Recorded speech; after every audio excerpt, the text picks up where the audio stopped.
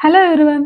ఈ వీడియోలో మనం పిల్లలతో మనకు తరచూ ఎదురయ్యే కొన్ని సెంటెన్సెస్‌ని ఇంగ్లీష్‌లో ఎలా చెప్పాలో తెలుసుకోబోతున్నాం. Now let's get into the topic. మనం తరచూ అంటుంటాం కదా! ఒంటరిగా వెళ్ళకు అని.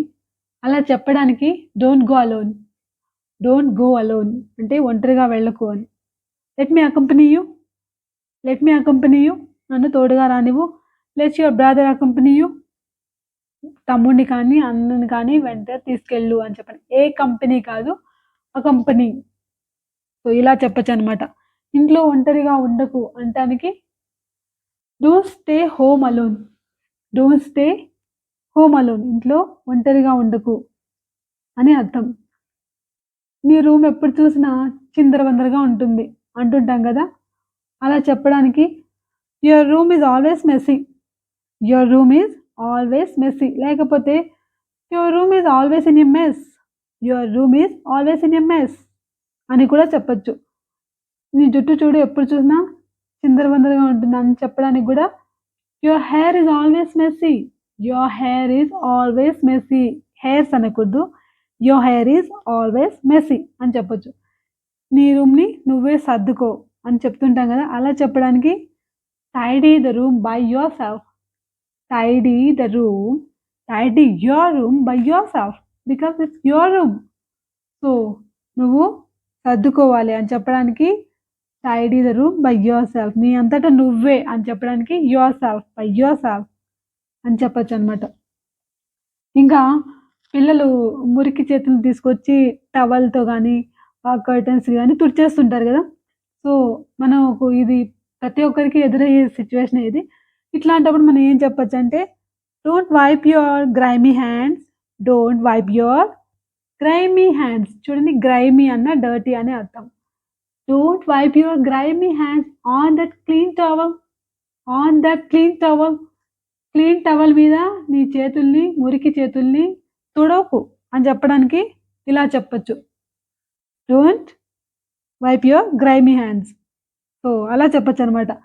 పిల్లలు గేమ్స్ ఆడుతూనో, లేకపోతే హోంవర్క్ రాస్తూనో అలా ముందుకి వంగిపోతూ ఉంటారు. అలాంటప్పుడు మనం చెప్తుంటాం కదా! చక్కగా కూర్చో అని.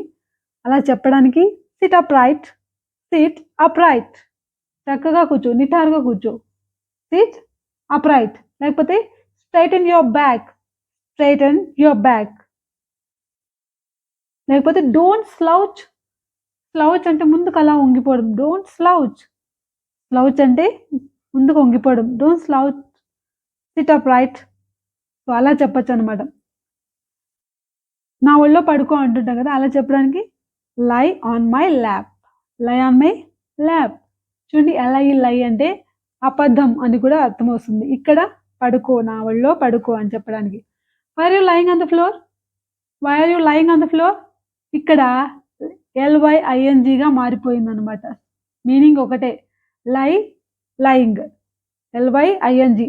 ప్రెజెంట్ కంటిన్యూయస్‌గా యూజ్ చేసేటప్పుడు మనం ఎల్‌వై-ఐఎన్‌జీ అంటున్నాం. సో, స్పెల్లింగ్ మారింది కానీ అర్థం ఒకటే. So, why are you lying on the floor? కిందెందుకు పడుకున్నావు?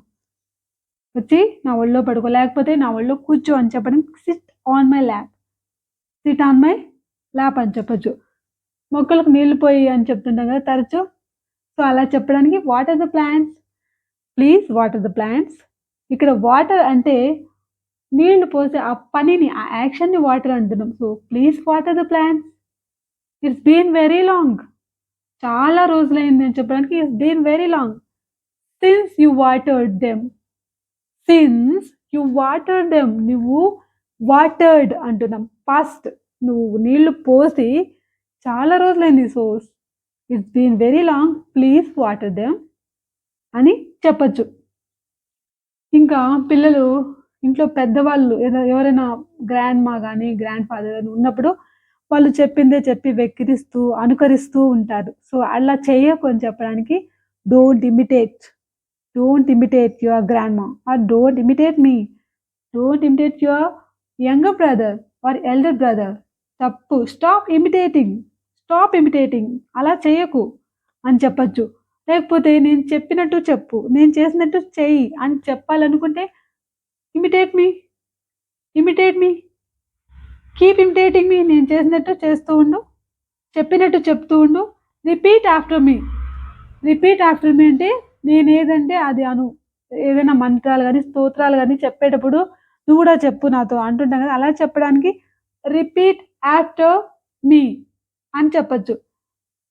పిల్ల కొన్ని కొన్ని సార్లు పిల్లలు నటిస్తుంటారు. మనం అలాంటప్పుడు నాటకాలాడకు అని చెప్తుంటాం గదా! అలా చెప్పడానికి don't pretend, don't pretend, stop pretending. Don't pretend to be asleep. నిద్రపోతున్నట్టు నటించకు. Don't pretend to be asleep. అంటే నిద్ర నటించకు అనటానికి ఇలా చెప్పొచ్చనమాట. సో, ఈ కంటెంట్ మీకు యూజ్‌ఫుల్ అనిపిస్తే ప్లీజ్ లైక్ చేయండి. ఎందుకంటే ఆ లైక్స్ వల్ల నాకు ఒక మంచి మోటివేషన్ లభిస్తుంది. So, please do thought. Share చేయండి, సబ్స్క్రైబ్ చేసుకోండి. బెల్ ఐకాన్‌ని క్లిక్ చేయండి. ఇలాంటి వీడియోస్ మీకు ఇంకా నోటిఫికేషన్స్ రూపంలో వస్తూ ఉంటాయి. So, thanks for watching.